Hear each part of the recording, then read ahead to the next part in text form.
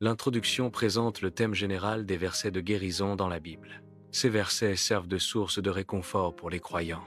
Ils offrent de l'espoir en période de maladie et de souffrance. La foi en ces versets peut apporter un sentiment de paix intérieure. L'étude de ces passages bibliques peut renforcer la spiritualité. Ces textes sont considérés comme une manifestation de la grâce divine. Exode 15. 26 se présente comme une déclaration divine de guérison et de protection. Ce verset biblique est interprété comme une promesse de l'Éternel, le Dieu guérisseur. La phrase « Je suis l'Éternel » qui te guérit souligne l'attribut divin de la guérison. La guérison divine est présentée comme un acte direct de l'Éternel. Ce verset offre une perspective spirituelle sur la santé et le bien-être. Le psaume 103, 2-3 appelle à la reconnaissance des bienfaits divins, en particulier le pardon et la guérison. Ce psaume loue Dieu pour sa capacité à pardonner toutes les iniquités. Il exalte également Dieu pour sa puissance à guérir toutes les maladies. Le pardon et la guérison sont présentés comme des bienfaits essentiels de la grâce divine. Ésaïe 53, 5 présente une prophétie de la guérison à travers les souffrances du Messie. Le verset suggère que le Messie prend sur lui les maladies et les douleurs des autres. Les souffrances du Messie sont interprétées comme un châtiment pour les péchés et les iniquités. La paix et la guérison sont présentées comme des conséquences des meurtrissures du Messie. Jérémie 30, 17 offre une promesse de restauration et de guérison divine. Ce verset exprime la promesse de Dieu de guérir et de panser les plaies de son peuple. Dieu promet de restaurer ceux que l'on appelle la chassée, ceux dont personne ne se soucie. La promesse de guérison divine est une réponse à la souffrance et à l'abandon.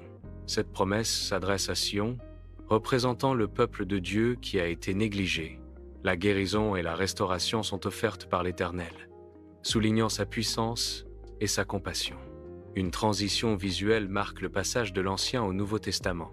Ce changement symbolique représente une évolution dans la doctrine et la perspective spirituelle. L'Ancien Testament cède la place à une nouvelle alliance, à un nouveau chapitre de l'histoire religieuse. Cette transition met en évidence un changement de focus, des lois à la grâce, de la prophétie à l'accomplissement. Le Nouveau Testament offre une nouvelle perspective sur la foi, l'amour et la rédemption. Ce passage marque le début d'une ère nouvelle, influençant la culture, l'éthique et la spiritualité. Matthieu 8. 6-17 décrit Jésus chassant les esprits et guérissant les malades.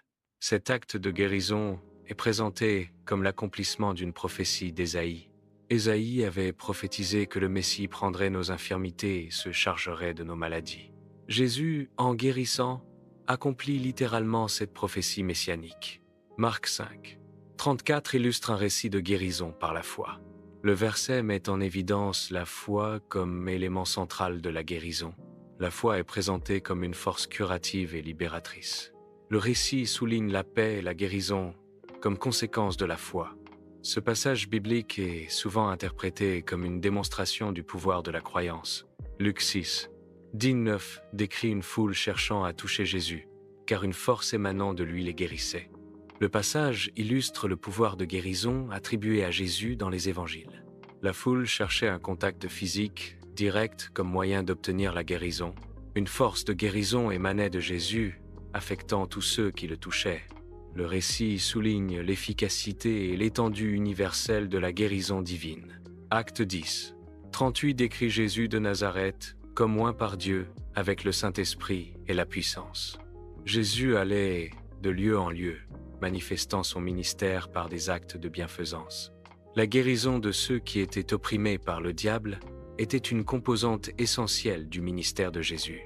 Le verset souligne que Dieu était avec Jésus, soutenant son œuvre de guérison et de libération. L'onction du Saint-Esprit et de la puissance permettait à Jésus d'accomplir des miracles et des guérisons.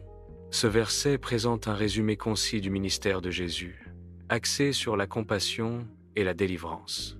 Jacques 5, 14-15 encourage la prière des anciens de l'Église pour les malades, avec onction d'huile au nom du Seigneur. La prière de foi est présentée comme un moyen de sauver le malade et de le relever. Le passage suggère que les péchés peuvent être pardonnés à travers cette prière et cette onction. Ce rituel implique un appel aux anciens de l'Église pour intercéder en faveur de la guérison. La foi peut offrir un cadre de référence pour comprendre et accepter les défis de la santé. Elle peut renforcer la résilience émotionnelle face à l'incertitude et à la souffrance. La foi peut servir de source de réconfort et d'espoir pendant les périodes difficiles de la maladie. Elle peut encourager une perspective positive, favorisant ainsi le bien-être général. La réflexion sur la foi peut aider à trouver un sens et un but dans l'expérience de la guérison.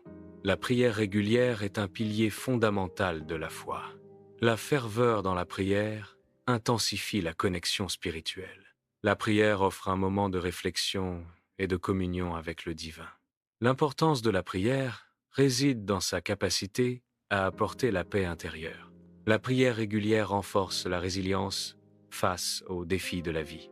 La prière fervente est un acte d'humilité et de soumission à une puissance supérieure. La recherche de guidance spirituelle encourage l'individu à solliciter des conseils éclairés. Le soutien des leaders spirituels offre un chemin vers la compréhension et la paix intérieure. Les leaders spirituels fournissent un soutien essentiel dans la navigation des défis de la vie. La consultation spirituelle favorise la clarté et la prise de décision éclairée. Les Écritures offrent un réconfort spirituel et émotionnel dans les moments d'adversité.